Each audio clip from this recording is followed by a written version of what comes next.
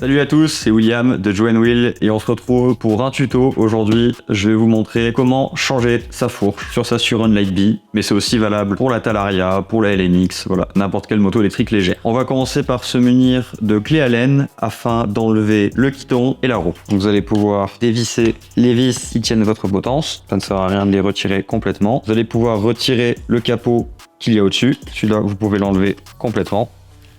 Et maintenant, votre potence va pouvoir venir. Vous laissez votre guidon sur le côté, vérifiez quand même que ça tire pas trop sur les durites, mais normalement c'est assez solide. Pour enlever l'axe de la roue avant, ça va vraiment dépendre de votre fourche, mais dans tous les cas, il y aura des vis plus l'axe à retirer. On met la roue de côté, faites attention de ne pas perdre les entretoises, on peut remettre l'axe sur sa fourche. Vous pouvez ensuite retirer les vis qui tiennent l'étrier de votre frein et on va maintenant pouvoir venir couper tous les petits riselants qui tiennent la durite de frein. Dans mon cas, j'ai une plaque Audi qui vient décorer l'avant de ma moto. Selon si vous avez un phare ou autre chose, il n'y aura pas forcément besoin de démonter selon là où passe la durite de votre frein. Moi, je vais la retirer. Vous allez vouloir démonter votre fourche soit pour la remplacer par une autre, soit pour nettoyer ou changer votre jeu de direction. Si jamais vous voulez remettre la même disposition d'entretoise de direction, n'hésitez pas à la prendre en photo pour savoir bien où va chaque entretoise. Généralement, il y en a une au-dessus de la potence, en dessous, ça dépend si vous avez une potence classique ou direct mount, et peut-être une entre le jeu de direction et le T supérieur de la fourche. C'est le moment de retirer le T supérieur de la fourche. Attention, c'est maintenant que quand vous allez dévisser, la fourche va vouloir tomber. Il faut donc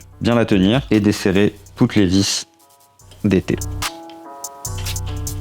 Vous allez maintenant pouvoir tirer le T supérieur de la fourche en tenant votre fourche pour pas qu'elle tombe, et selon le T de votre fourche, il va venir plus ou moins facilement. Voilà, votre fourche est démontée, vous allez pouvoir maintenant procéder au nettoyage du pivot ainsi que de la direction ou au changement du jeu de direction si vous voulez le remplacer. Pour nettoyer votre fourche ainsi que le jeu de direction, n'hésitez pas à vous munir d'un chiffon, des vieux draps, un vieux t-shirt, tout peut faire l'affaire. Ici, on a une fourche qui a roulé une vingtaine de sorties, donc elle était relativement propre. Si vous avez de la graisse très noire et très dure à enlever, n'hésitez pas à nettoyer en appliquant du dégraissant. Par exemple, ici le Pitis que vous pouvez retrouver sur notre site internet. Une fois que vous avez appliqué le produit, il faut attendre 3-4 minutes, le temps qu'il dissout bien la graisse. Au moment où sort cette vidéo, on publie aussi en parallèle le tuto pour changer son jeu de direction. Généralement, on conseille de le changer directement parce que celui d'origine a tendance à abîmer le cadre de la Suron. Donc on a un modèle en plus disponible sur le site à pas trop cher qui est vraiment cool. Et donc on a voulu scinder un peu les choses. Il y a un tuto dédié vraiment au changement du jeu de direction si ça vous intéresse. Je vous mets la petite fiche cliquable juste en haut à droite. Et sinon, si vous voulez simplement réinstaller une nouvelle fourche, je vous laisse tranquillement continuer cette vidéo. Ici, nous avons une Manitou Dorado que vous pouvez retrouver sur notre site internet. C'est une très bonne fourche avec un excellent rapport qualité-prix que je conseille même par rapport à une Marzo Bomber. Elle est disponible au prix de 1200 € et avec est fourni un adaptateur boost, une étoile que nous vous fournissons, des autocollants noirs et l'installation du ressort à votre poids est compris dans le prix de la fourche. Ce que je vous conseille de faire pour vous faciliter la tâche lors de l'installation d'une nouvelle fourche, c'est d'enlever totalement les T du reste de la fourche. Pour ça, rien de plus simple, il faut prendre des clés Allen tout à l'heure et dévisser toutes les vis qui viennent tenir les T. Une fois que toutes les vis sont desserrées, vous allez pouvoir retirer le T supérieur. Vous enlevez ensuite les bumpers de fourche. Vous pouvez également retirer l'axe de la fourche, puisque de toute façon, vous allez devoir remettre à votre roue. Maintenant que tout est desserré, vous allez pouvoir retirer la fourche. Évidemment, sur une fourche pas inversée, vous allez retirer les deux plongeurs d'un coup. Vous allez maintenant installer le cône de fourche sur votre T inférieur autour de votre pivot. Si vous avez gardé votre ancien jeu de direction, vous allez devoir récupérer le cône de fourche sur votre ancienne fourche. Il devrait s'enlever plutôt facilement s'il est fendu. Sinon, il faudra utiliser un tournevis pour le décoller du T. Ici, avec notre direction, le cône de fourche est très facilement installable. Vous allez installer de la graisse sur votre cône de fourche.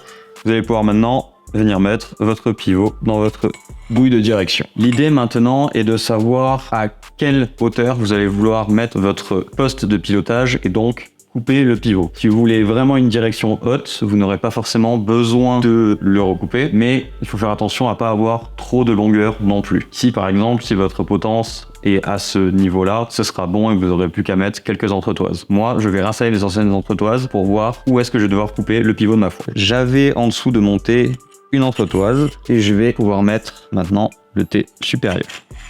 J'installe mes entretoises de direction qui étaient sous ma potence. Je viens réinstaller la potence. Pour finir, j'avais une entretoise par-dessus ma potence. Vérifiez que bien tous les éléments sont calés, c'est très important puisque vous allez couper votre pivot et que c'est irréversible. Ce serait dommage de le couper beaucoup trop court. Vous allez maintenant marquer au cutter l'endroit où vous allez devoir couper votre pivot en dessous de la dernière entretoise. Donc maintenant, j'enlève l'entretoise que j'ai tout en haut.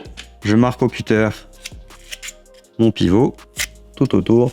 Et il me reste maintenant qu'à tout enlever afin de pouvoir couper le pivot de la fourche. Si vous avez de quoi couper efficacement le pivot, vous allez évidemment retirer le T inférieur et le pivot de votre moto pour le couper facilement. Le mieux étant de se munir d'un coupe-tube, mais ici je vais vous montrer comment le faire à la scie à métaux facilement. Je vous conseille donc de serrer la vis qui tient le pivot pour que tous les éléments restent en place et que le T inférieur ne tombe pas. L'idée est de marquer avec votre scie à métaux tout le tour du pivot afin de faire une encoche et que quand vous coupiez, la lame suive les encoches et donc coupe le pivot en étant droit. Je vous conseille vraiment d'acheter un coupe-tube, c'est vraiment ce qu'il y a de plus pratique. Une fois que vous avez votre belle entaille bien droite, il va s'agir de couper et d'agrandir l'entaille plus profondément en tournant afin que votre pivot soit coupé bien droit. Si vous ne coupez pas droit, ne vous inquiétez pas, ce n'est pas terrible puisque l'entretoise va rattraper le décalage du pivot. On voit ici que le pivot n'est pas parfaitement coupé droit, mais vous allez pouvoir limer pour rattraper ça facilement. Vous pouvez également utiliser un guide scie si vous en avez un, c'est pratique pour couper droit. Donc maintenant vous allez avoir pas mal de limaille, donc moi ce que je vous conseille de faire c'est de ne rien démonter pour éviter que la limaille rentre dans les joints, vous allez juste souffler, utiliser un chiffon pour nettoyer tout ça. Si vous avez une soufflette, c'est vraiment ce qu'il y a de plus rapide pour enlever tout ça. Je vous conseille de limer proprement le dessus du pivot, les côtés et légèrement l'intérieur. On va devoir maintenant installer l'étoile de fourche. Alors moi, j'ai un emmanche étoile. Si jamais le mieux à faire, si vous n'en avez pas, vous ressortez votre pivot. Vous allez dans un magasin de vélo avec votre étoile qui sera fournie. Vous avez acheté une fourche chez nous ou alors avec le jeu de direction qu'on vend. Moi, je vais donc l'insérer avec l'emmanche étoile. Maintenant que votre étoile est installée, on va pouvoir faire le montage final. J'aurai mon entretoise, mon T, mes entretoises de direction. On réinstalle le poste de pilotage. On fait bien attention au passage de gaine. Et on vient mettre la dernière entretoise avec notre capot de direction. Vous allez maintenant pouvoir serrer votre capot de direction qui va venir comprimer tous les éléments de la direction et donc supprimer le jeu dans votre fourche. L'idée est de serrer jusqu'à ce que plus rien ne bouge. Vous pourrez toujours le refaire une fois que votre fourche et votre roue seront installées pour bien sentir s'il n'y a pas de jeu. Ça ne sert à rien de serrer comme un bourrin puisque une fois que tous les éléments sont en compression, ce n'est pas ça qui va tenir votre guidon. Quand vous faites cette opération, vérifiez bien que toutes les vis sont bien desserrées car un élément serré pourrait empêcher de bien comprimer les éléments de la direction. Nous allons maintenant pouvoir réinstaller notre fourche. Ici, je vais pouvoir le faire côté par côté. Si vous avez une fourche inversée, bien sûr, ne vous trompez pas de côté et n'oubliez pas de passer les bumpers de fourche. Ce serait dommage de devoir tout réenlever pour les mettre. Si vous nous avez pris une Manitou Dorado comp ou expert, nous vous avons fortement conseillé de prendre une 29 pouces, mais vu que la taille de la roue du Sur-Run n'est pas en 29 pouces, vous pouvez descendre jusqu'au 27,5. Voilà, ça permettra d'avoir un petit peu de hauteur libre. Toujours mieux. Nous allons maintenant installer l'autre côté et donc bien sûr on n'oublie pas le passage de câble et le bumper de nouveau. Maintenant que votre fourche est en place, il va bien falloir vérifier toutes les vis du T inférieur et supérieur afin qu'elles soient toutes bien serrées et qu'il n'y ait pas de problème lorsque vous roulez. Moi je vais d'abord serrer avec une clé Allen traditionnelle et ensuite finir avec une clé dynamométrique afin d'être sûr d'avoir le bon serrage. N'hésitez pas à aller sur le site du fabricant afin de trouver la documentation technique et de savoir à quel couple de serrage il faut serrer les vis. Si jamais, vous pouvez retrouver une clé dynamométrique sur le site de JW Shop. Quand vous serrez deux vis comme ça, pensez toujours à revérifier en bas, parce que forcément, quand vous touchez celle du haut, celle du bas, ce sera un tout petit peu desserré. Pensez à bien vérifier la position de vos bumpers pour que quand la fourche vient tourner, le bumper protège vraiment votre plongeur ou votre fourreau, évidemment des deux côtés. Vous allez maintenant pouvoir réinstaller votre étrier de frein. Ça sert à rien de trop serrer votre étrier puisqu'il vous faudra la roue pour régler l'alignement des plaquettes avec le disque. Pensez bien à réinstaller votre gaine de frein sur le passage prévu. Si vous avez une fourche inversée, vous pourrez réutiliser le garde-boue d'origine ou un garde-boue Talaria, selon le look que vous préférez. Vous avez juste à commander le bloc potence Warp9 qui est disponible sur notre site, qui va venir comprimer la direction et avec un système de fixation permettant d'installer le garde-boue d'origine sur votre nouvelle fourche. Sur les fourches normales, je vous conseille d'utiliser un garde-boue classique de vélo que vous pouvez doubler en mettant un à l'envers, histoire d'avoir un peu plus de protection. Profitez-en vu que votre roue est démontée pour nettoyer les adaptateurs ainsi que les roulements et les régresser ça fait jamais de mal. Pour en profiter pour utiliser le General Maintenance de chez Pitties pour lubrifier un peu les roues. Attention à pas en mettre sur votre disque. Vous allez graisser votre axe de roue avant. Pas besoin d'en mettre une tonne, c'est juste pour éviter la corrosion. Vous venez approcher votre roue sur une fourche inversée, toujours de plus délicat. On vient passer l'axe d'un côté.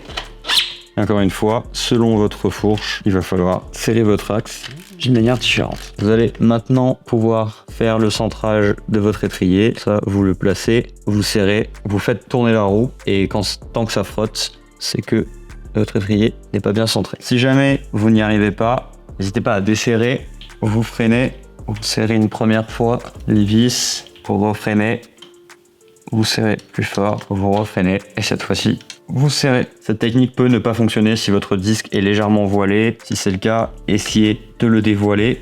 On vend, si jamais sur notre site, un dévoileur de disque qui est très pratique, qui m'a servi beaucoup de fois. Et sinon, essayez la première méthode en le plaçant manuellement. Vous n'avez plus qu'à mettre votre guidon droit, resserrer les vis de votre potence et à réinstaller après votre plaque ou tout autre élément que vous auriez démonté. N'hésitez pas à refaire quand même un petit check-up des vis pour être sûr de ne rien avoir oublié. Voilà, n'hésitez pas à me poser des questions en commentaire si vous en avez. Moi je vous donne rendez-vous dans un prochain tuto. J'espère que ça vous aura aidé. N'hésitez pas à nous faire des remarques si vous en avez. Et puis à une prochaine.